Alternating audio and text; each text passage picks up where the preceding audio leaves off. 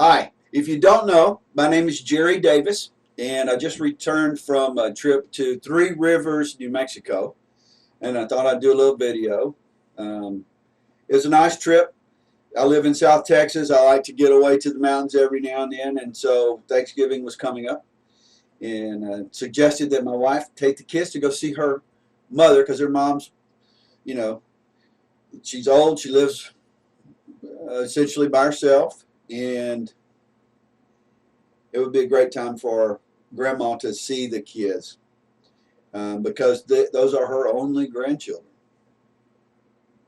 And we homeschool our kids, so my wife, my children, and I are together, and our dog, cat, and chickens. We're all together all the time, 24 by 7. And it is awesome. It is fantastic. As you can imagine, if you're married, there are times when it's not so awesome or fantastic. But in general, yeah, it's amazing. The best experience I've had in my life. The best life I've ever could have imagined for myself. And the good Lord God gave it to me out of His kindness and mercy, just like how He saved me out of His kindness and mercy. I had nothing to do with it. He did it all Himself. He saved me. What a good and gracious God we serve. The abundant gifts of the Lord. But I digress. Three Rivers, New Mexico. It's about 700 miles from here. Takes, I don't know, around 12 hours or so to get there. So I left in the afternoons and then drove about 300 miles, spent the night in a Walmart parking lot along with them in Fort Stockton. Well, I was kind of concerned about that because, I didn't want the cops to run me off or people in Walmart come say, well, you can't sleep here in the parking lot. So I get there, and there must have been 20 or 30 other vehicles, RVs and campers, and you could tell the other SUVs, people sleeping in them, all over the parking lot. So it was great. I pulled out my little Lenovo IdeaPad and started watching some videos, smoked a cigar, got a good night's sleep, woke up at 6 a.m. sharp, just climbed into the front seat and took off for El Paso. And it was a beautiful trip. It was a wonderful drive. The weather was outstanding. It was an exciting, it just felt great to be headed to the mountains. I had a 60-pound backpack with 8 days worth of food in it. I had water, first aid, weapon. I always carry a pistol with me, and it was great. It was great. I'm headed to the mountains, so I got out there, hiked about a mile in. It's uphill, lugging a 60-pound pack, which I had not done in a long time. I had done a little preparation training, but not much, and I found a great place off trail. Really wild. It was wild. There were beautiful cactuses there, tall, skinny cactus. I brought back a cactus skeleton, and it's here. In fact, it's right here. Where did I put that thing? That's a shotgun. That's not it. Huh, where did I put it? Well, we'll find it later. But there was some kind of wild animal poop in there. A patch about 8 inches in diameter. Picture of it in the video. I don't know what that was. It looked like it had leather strips in it and a bunch of seeds, but it's some kind of poop. All right. And then there's some other poop in there, about that big around and about that long, and there's several pieces of it, and that came out of a big butt. So either a large hog, which I don't think, probably, I'm say a bear. And I don't know why, except there were a lot of pine nuts. It looked like pine nuts that were in that poop, undigested and unchewed. So whatever ate that did not have the ability to chew pine nuts very well, which, if it was a human, we can grind them up pretty good with our molars. So, I don't know what would have eaten that. This is uninteresting. I love finding things like that because there were hogs that came into my camp one night, and I scared them more than they scared me. That was funny. You should have heard they were squealing, like they were going, "Oh my God, there's something in the woods!" Yeah, it was funny. And there's some kind of bird out there that around midnight, you could hear like that. A little more, I don't know, different, but I call it the Gollum bird because it sounds like Gollum. Gollum, remember Gollum in the Lord of the Rings? Well, that's what it sounded like, and it was aware of me because it would like be in a tree, maybe I don't know, 50, 60 yards through the woods, and then just very quickly thereafter, you'd hear it in another tree about he'd flown past me apparently into another tree about the same distance, but he kept flying in these triangles, and it would just it would squawk from every triangle, and I was in the middle of the triangle, which caused me to believe that this bird knows I'm here, and it was around midnight at night when that bird would do that. Pine beetle infestation. The pine beetles have killed all my pine trees out there. That was a beautiful alpine. It looked like it was filmed in Canada. You know, there's so many pines out there. The last time I was there, and they've been decimated. Pine trees, 3 feet in diameter, thousands of them laying dead on the ground. It is heartbreaking to see. Heartbreaking. And I think Arthur Temple's partly to blame for, he has his asshole to elbows pine trees packed up in East Texas. They only get to be about that big around, then they cut them down and they'll make a couple of 2x4s and some paper pulp. When the pine beetles got in, they just exploded. Boom! I mean, they were everywhere, and they've gone all over the state now. Obviously, they're up in New Mexico, and we'll give them another year or so. Hell, they might already be up in Colorado killing those trees. And these are great trees. I mean, these are magnificent, epic, world-class pines. Not that crap in East Texas that you see so much. But I thought it was going to be cold. It wasn't. It was not that cold. Hell, it wasn't really cold at all. It was chilly. But I thought it was going to be like 14 or 15 degrees at night. I used the Sandia Peak weather station. You can check the temperature, current temperature, and the historical temperatures for the any time period. And historically and currently, it was showing in the 13, 14, 15 degrees at night with winds blowing 40, 50, and gusting up to 90 miles an hour at the top, which brings that wind chill down really low. I mean, that's super. That's cold. That's cold. That's Arctic condition almost, and or maybe it is that. So I was concerned about that going up there, but they didn't slow me down any. And I got up there and it never got below 28 degrees where I was. I say it never got below. The one time I did check, it was 28 degrees. So, and that was about 2 o'clock in the morning one morning. So it was perfect, beautiful.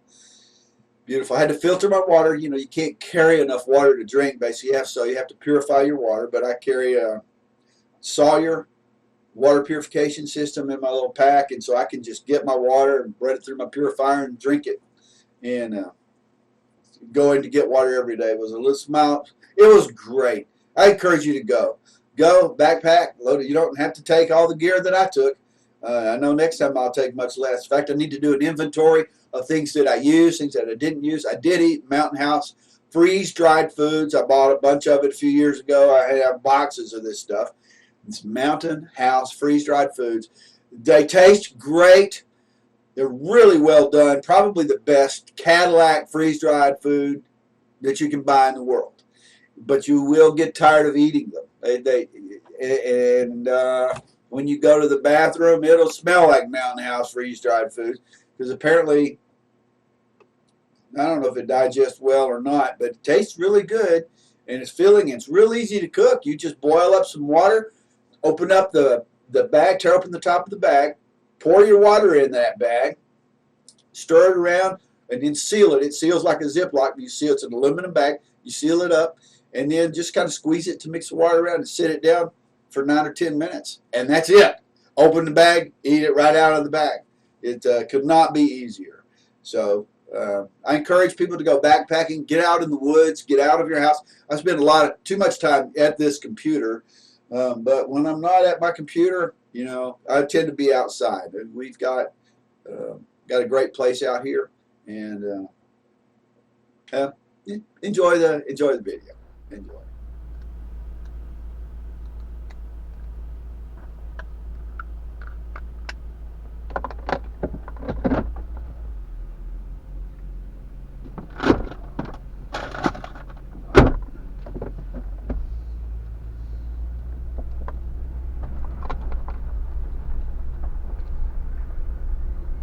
Ringo.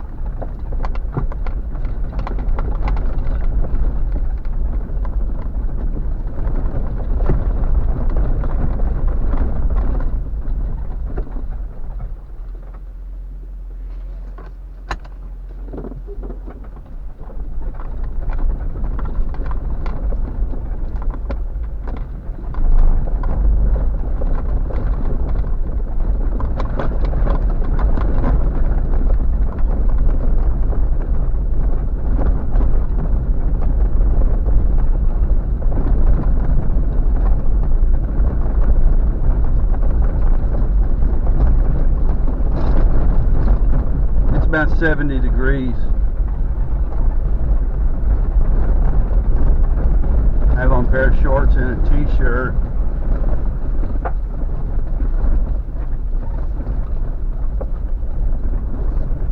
I'm leaving my house, heading up to, in South Texas, headed up to New Mexico, near Sandia Peak.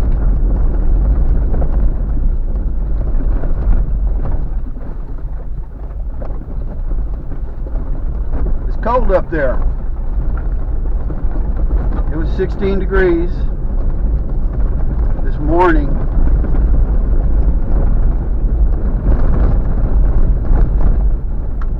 And that is a 54 degree temperature differential.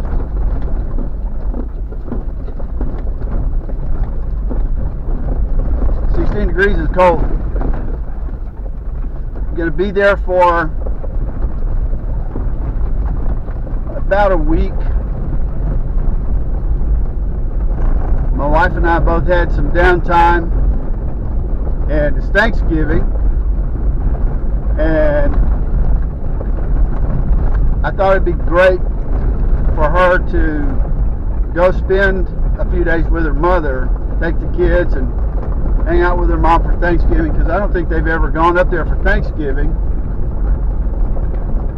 And because my wife and I homeschool our kids, you know, we're together 24/7,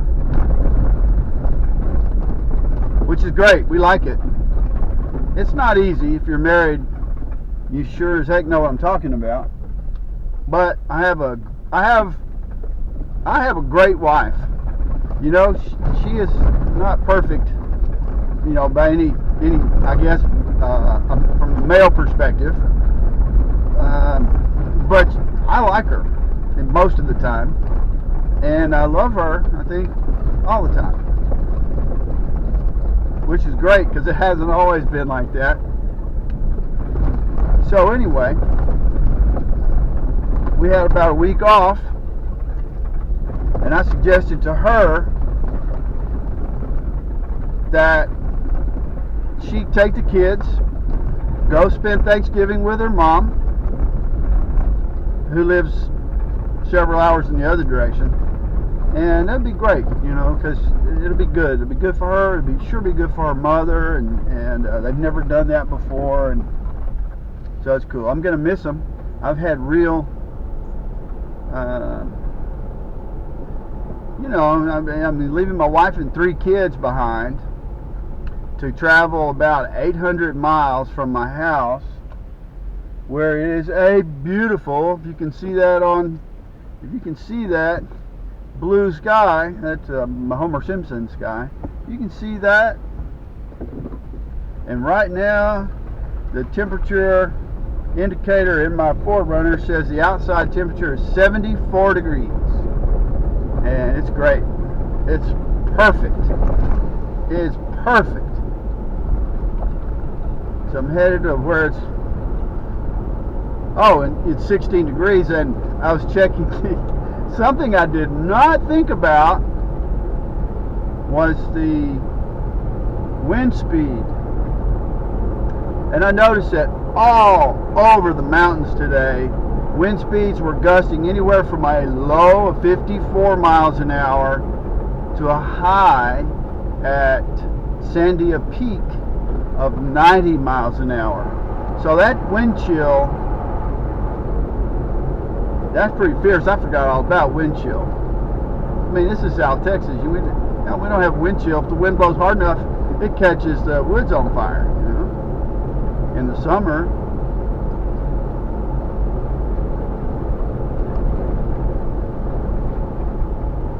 But I'm excited. You know, I have been pacing the floors, packing my pack, unpacking my pack, repacking my pack, weighing my pack. It's great. You go through the mental checklist in your mind. You know, did you remember the Tylenol? Did you remember clean socks? Knit cap, knife. So I ended up carrying, well, my pack weighs 60 pounds, and it's full. It's a 4,500 cubic inch United States Marine Corps size medium ILBE pack. That ILBE pack only comes in a size medium. You can't get it any larger. And when I first got that pack, I thought it was beautiful. This is my first road trip with it. I generally use my old Army Alice pack, which I love. You know, I need to improve the padding on that pack, because the configuration is excellent for 3 days. I'm going to be gone for about 8 days, well, maybe 7. And two problems with that, you know, with it being so cold, you have to carry a lot of equipment.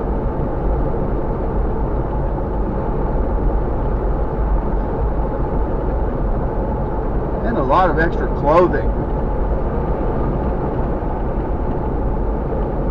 So I've got 3 knives plus a good pocket knife.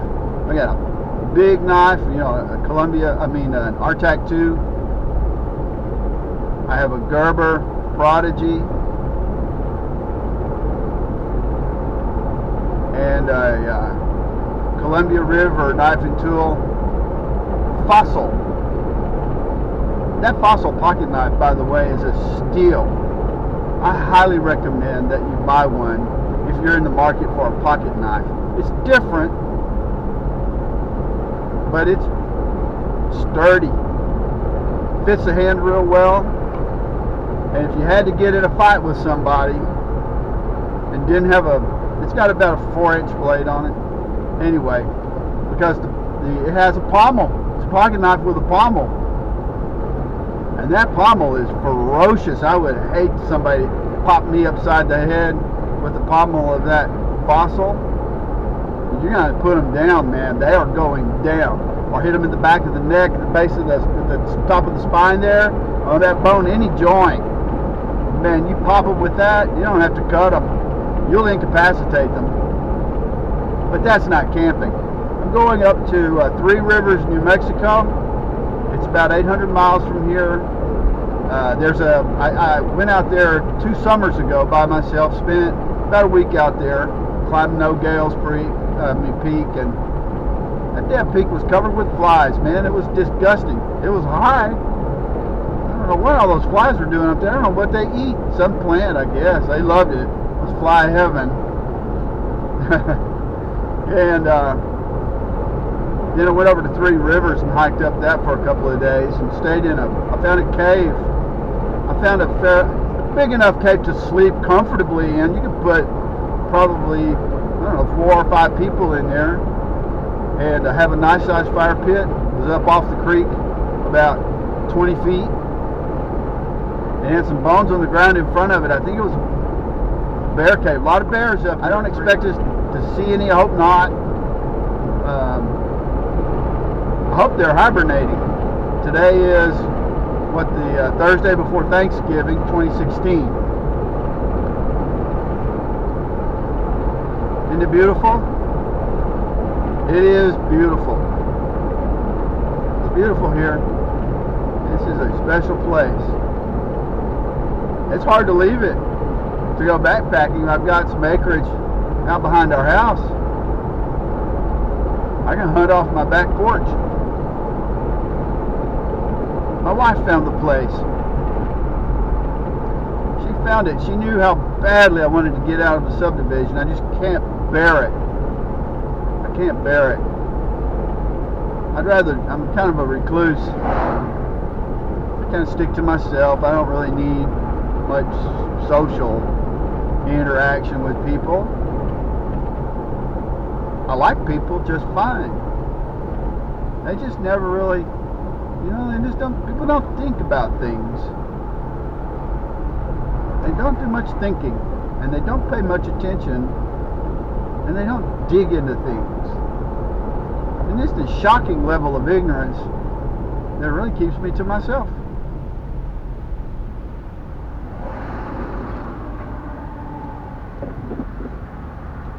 That's the interstate in front of us, I-10 West.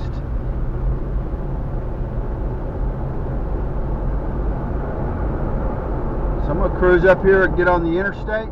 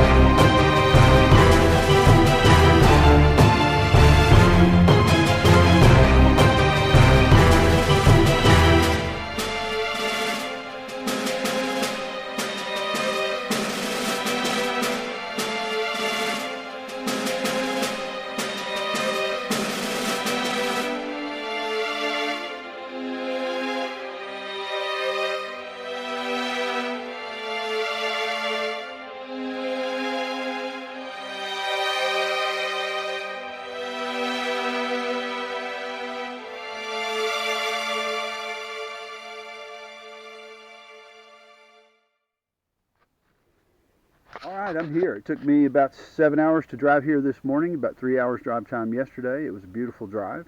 I carried this beast about a mile up after I parked. It weighs around 65 pounds, and 65 pounds is heavy. It's heavy. I love the pack, though. You know, this is the first time that the ILBE and I have been on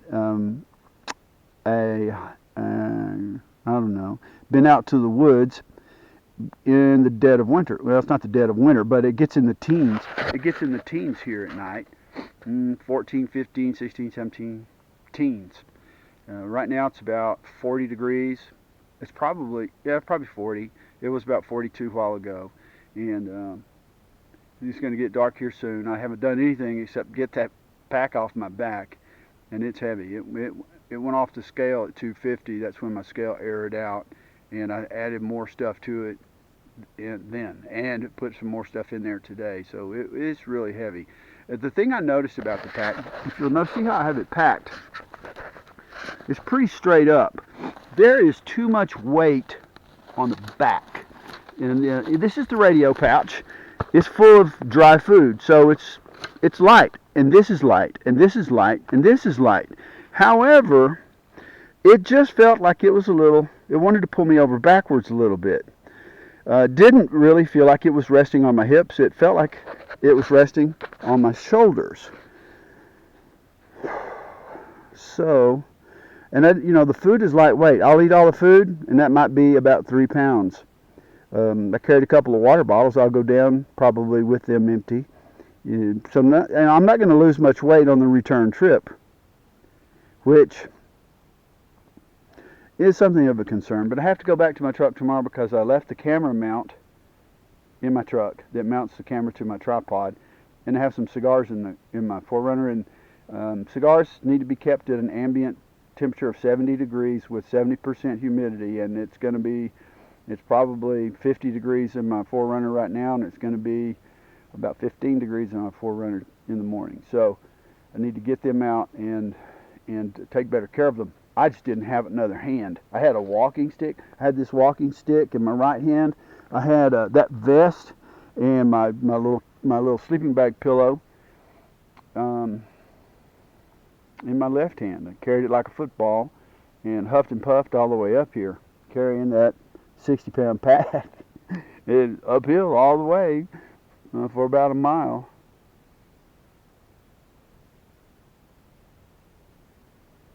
Worth every step. I don't care how cold it gets.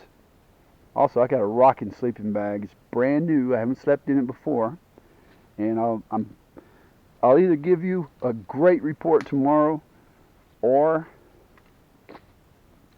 I won't.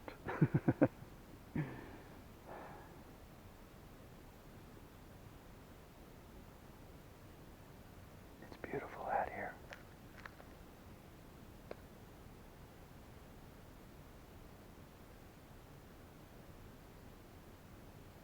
I can't wait to stop talking, and I gotta build a shelter.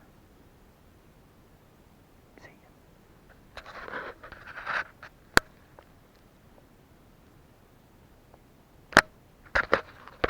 I changed clothes.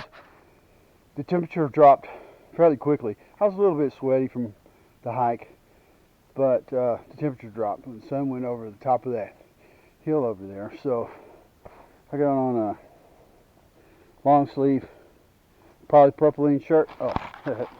Long sleeve polypropylene shirt, which I've had for a couple of 3 decades now.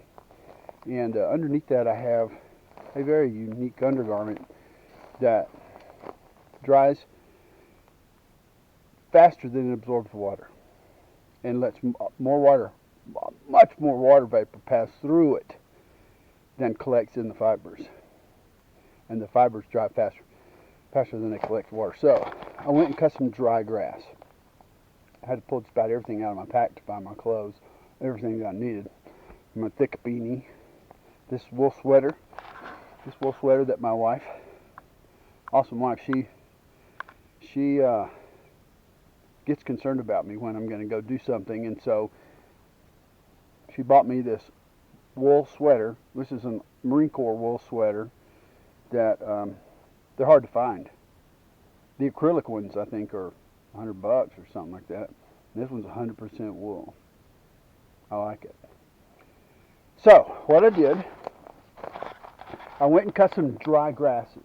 They grow in clumps around here, so you have to go from clump to clump. And I cut these dry grasses. I might go get another load, but once I spread these out, they'll provide a nice, warm, dry layer of insulation between me and the ground. And I'll take this tarp, which is I guess that's aluminized. I don't know, but it probably is aluminum, right? Yeah.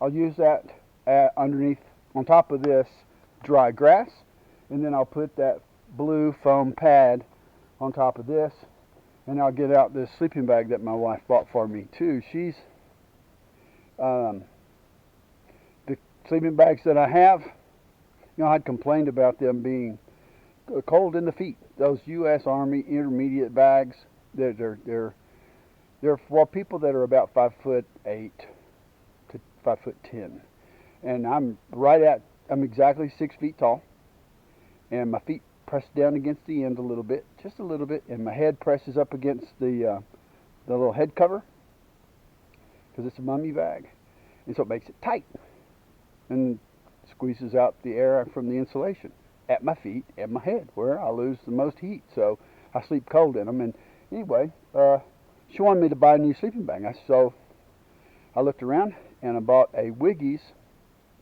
super light 0 degree bag. Kind of heavy. I'll get it out in a minute and I'll show you. Yeah.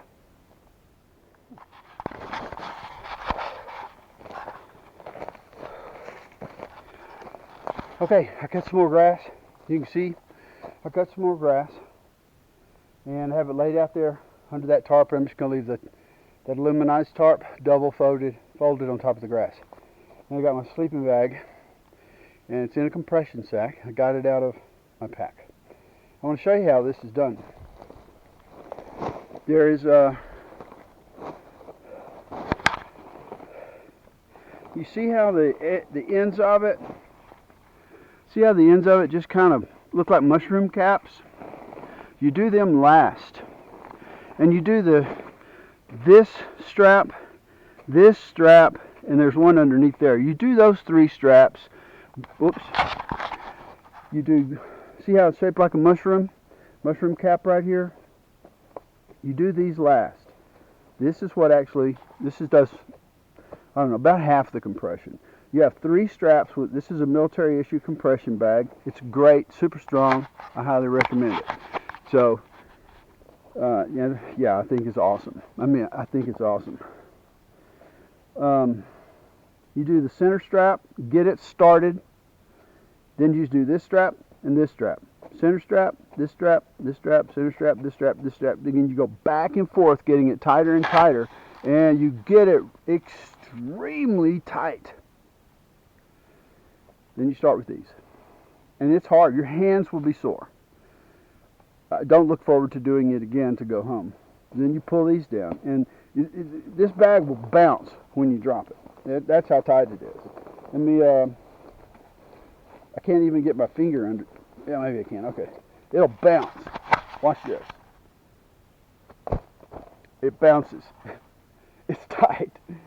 Okay, I gotta get busy on that.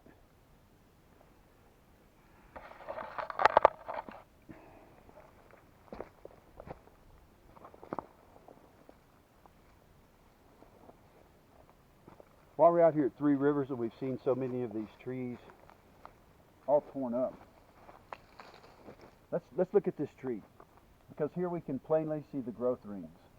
I counted these growth rings already. This is some kind of pine tree. This is year 1 when it was a sapling. And this is about a 15-year time span, because I counted 15 growth rings from this span to here. But you can see, of course, uniformly around the tree, these growth rings get a lot closer together, which means that the rain has been consistently poor for this span of time. I counted these. This is about 60. I mean, with 58, 59, 60, or 59, 60, 61, you can't really tell because they trimmed the edges here with an axe or something. Anyway, I don't know why they did that, but this span of time here, okay, this span of time is 15 years. Had the rainfall been the same, this tree in another 15 years would have been out to here. Instead, that's about 45 years worth of growth.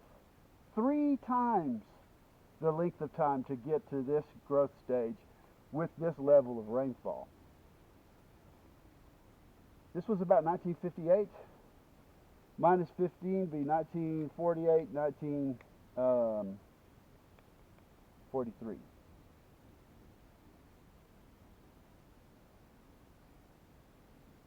And there are thousands of trees like this dead out here. There's another one right there, another one right there. I mean, they're everywhere. They're everywhere.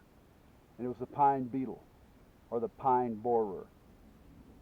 And, you know, we have too many pines.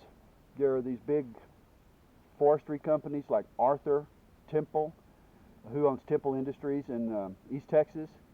Millions of acres of pines. They go in and they lease the land, or they buy the land, and they will mow everything down. They cut everything down, and then they replant it in their own select pine trees, which all grow to be about that diameter, and then they cut them down. They're tall, skinny trees. They don't add any value whatsoever, really. They're more like weeds, and they make 2x4s and paper out of them.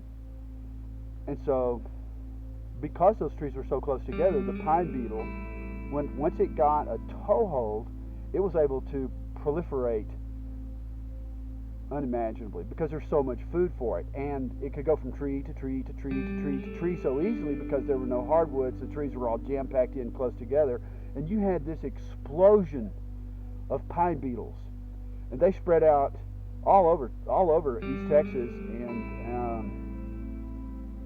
apparently here. I don't know when they got here. When I was here a couple of years ago, 13 or 14, I forget. None of this was like this. It was beautiful. These gorgeous, tall, big diameter pine trees all over the place. I mean, it was like an alpine forest. It was beautiful. It's still beautiful, but until there is so much tree debris on the trails, you can't hike. It's ridiculous. These trees, I'm telling you, it is like Hiroshima here, or Nagasaki. And the spruce trees are falling too. Now, you know, in 50 years, when most of these trees have decomposed, it'll be pretty again. And maybe, you know, no more pine beetle. But it's just a really good example. You know, we've had diminished rainfall, obviously, for about 60 years, at least in this area. And it happened rather suddenly, about 1943, 1944. Hey, isn't that when they exploded the first nuclear weapon? And it was close to here. Alamogordo is only 20 miles from here. Isn't that interesting? Isn't that interesting? There's a correlation in time frames here between the first test of a nuclear device, an explosive nuclear device, and the cessation of rainfall in this area. It didn't cease, but it diminished. So, anyway, something to think about. Talk to you later.